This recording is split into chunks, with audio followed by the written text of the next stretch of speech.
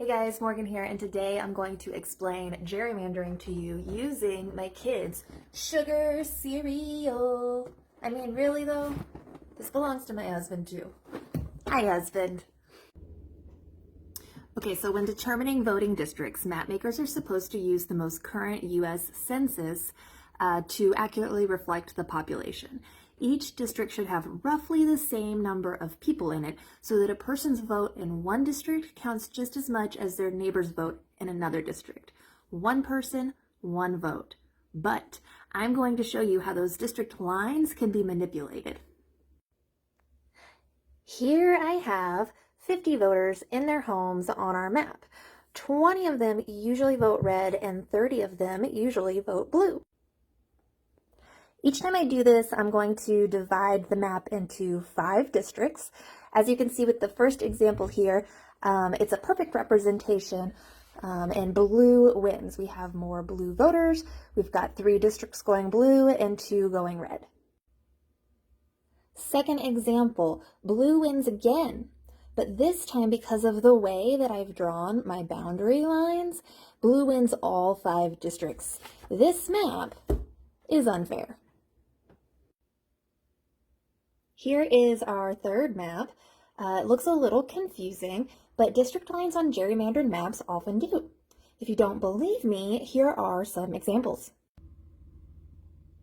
These are all examples of real district lines. The first is the very first gerrymandered map created by Massachusetts Governor Elbridge Gerry. That's right, it's pronounced Gary. He was also the 5th Vice President of the United States. Fun fact. A political satirist back in the day drew this salamander creature over one of Gary's districts to point out the absurdity of Salisbury and Chelsea at the head and tail of this beast being represented by the same elected official. Here is a leafy sea dragon district shape from North Carolina and a cute duckling shape from Ohio with these people up here and these people way down over here being represented by the same person, and an Ohio gator. I know you see it. Boundary lines like this can cause problems when, for example, liberal towns end up being represented by conservative politicians who don't share the same viewpoints as their constituents.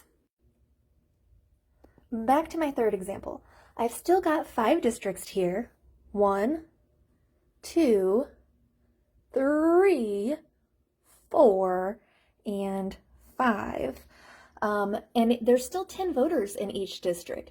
But now I was able to manipulate the map so that red wins, as you can see from the color coding here. The blue voters have been packed into the 2 outside districts here and here, with a few of the blue voters cracking off to join the primarily red districts where their votes are diluted. So there you have it. Same voters, 3 examples, totally different outcomes. Why does this happen? In most states, the people making the maps are the same ones who benefit from the results. So the majority political party can rig the map so that elections result in their favor. This kind of map manipulation is also used to dilute and suppress the voting power of racial minorities. Gerrymandering matters. In Ohio, first a commission or general assembly creates the map. Currently, each of these groups are Republican controlled. Then the map is voted on. Again, then in Ohio, the voting groups are currently majority Republican. And if the map is challenged, the state Supreme Court will examine it. The most recent Ohio maps have been ruled unconstitutional twice, with the Ohio Supreme Court specifically stating that the maps favor the Republican Party, which has controlled the governor's seat, the House, and the Senate for the past 11 years. And even though they're unconstitutional, because of time and bureaucracy, Ohioans will be voting off of these unfair maps until 2024. The U.S. Supreme Court recently ruled that abortion rights are now a state issue and that the citizens of their state get to decide what to do. But A Quinnipiac poll conducted after Roe was overturned showed that only 39% of Ohioans support the current 6-week abortion ban, and just 10% would support a full ban on abortion.